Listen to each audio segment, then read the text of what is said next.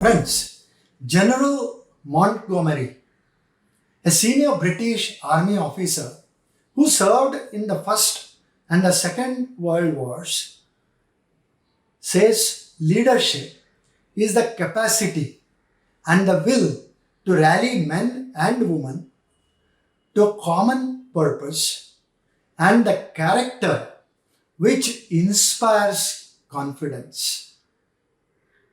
In today's episode, we will see one such leader of our times.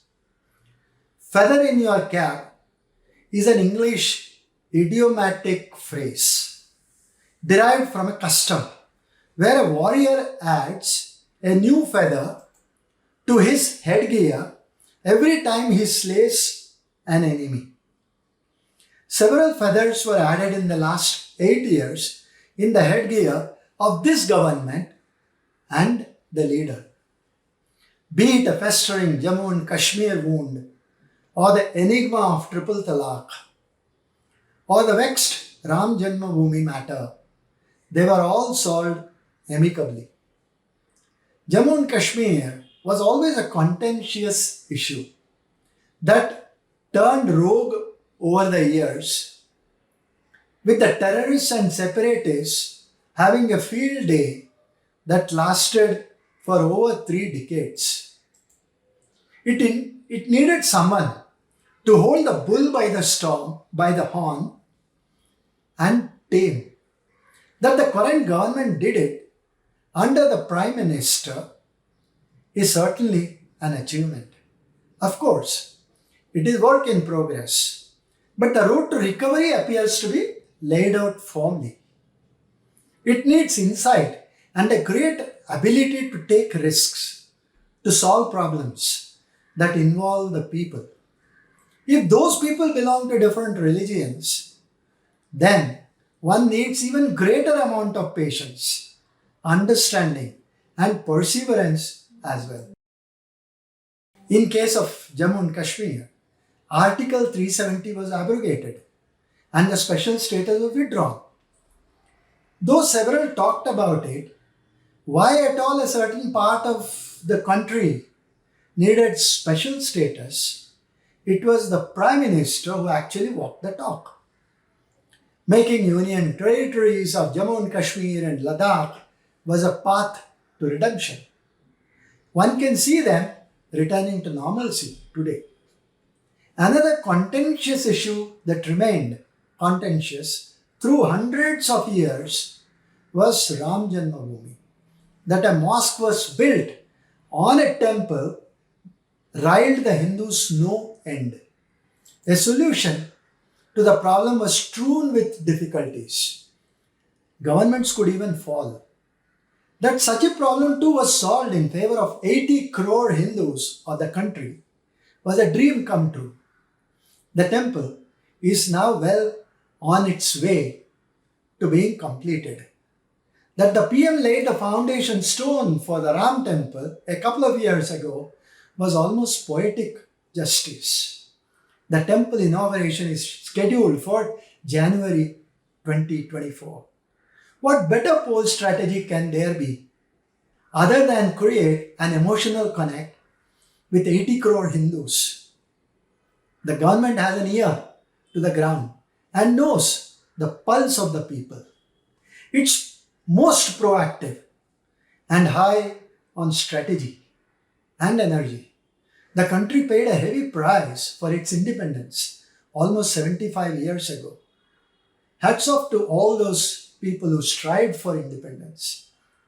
What better way can there be than recognize and honor all those who contributed to India's struggle for freedom? The campaign Azadi Ka Amrit Mahotsav highlights the contribution of even the unsung heroes of the nation. Not one action could be flawed or faulted. Even at the film festival at Cannes last year, India demonstrated its rich cultural heritage and the vibrancy of its democracy. COVID-19 in all probability was the most devastating. This decade, people lost friends, relatives, jobs, and people migrated in search of food to eat and safe places to live. The first wave hit everyone badly.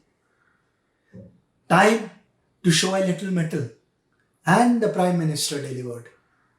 There was free ration for the marginalized sections of the society. Then the second wave struck. The scheme was extended.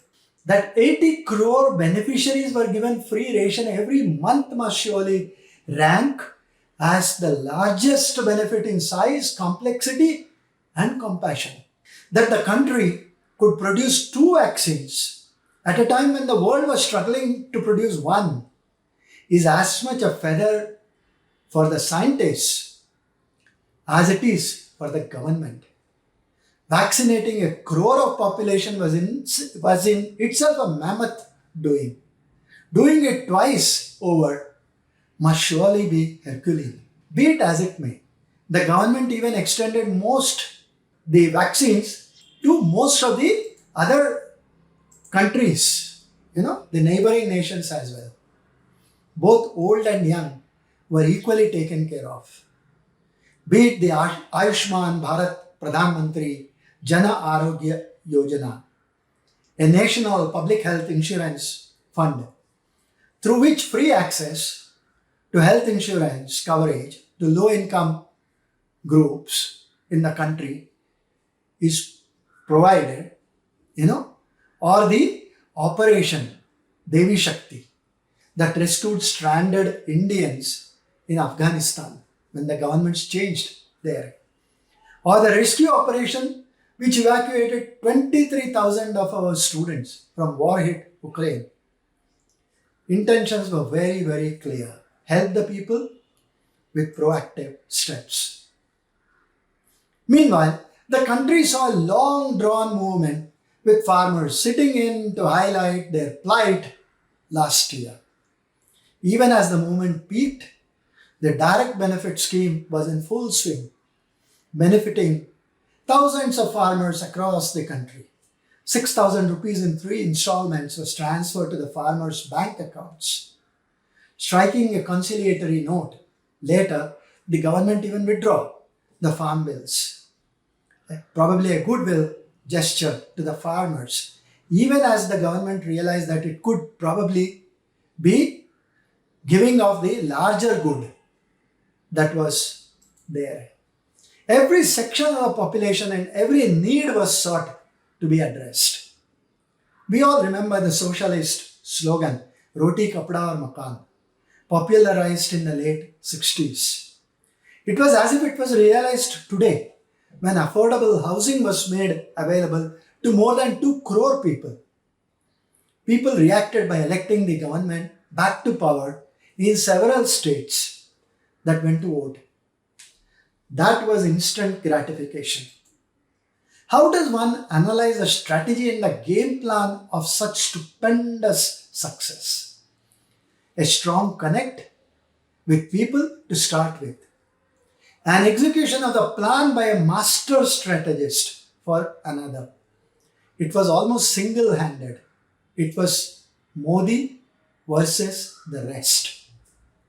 The leader, ever passionate and ever charismatic, like the proverbial Captain America, is always open to an audience, is enterprising, extols virtues of staying together, playing together, and laughing together. He always wins the virtuous endgame. Further, use of technology has been the most effective. Social media was used for social re-engineering. It was used to enable peer-to-peer dialogue, public discourse, and political messaging to reach potential voters during campaigns. Through clever use of technology, an entire generation of new potential voters have been woken up. However, there is still a lot to be done. Creating sufficient employment opportunities is one such. Warren Bennis, an American scholar, said leadership is the capacity to translate the vision into reality. The Prime Minister sure understands that and follows it in letter and spirit. Friends, like many of you, would want our great nation to progress and be the best. Leaders can make or break a dream. Some leaders are born, some are made. We are fortunate to have both in one man. With that, I come to an end of this episode with a promise to be back the next week. Until then, namaskar, dhanyavad, and thank you.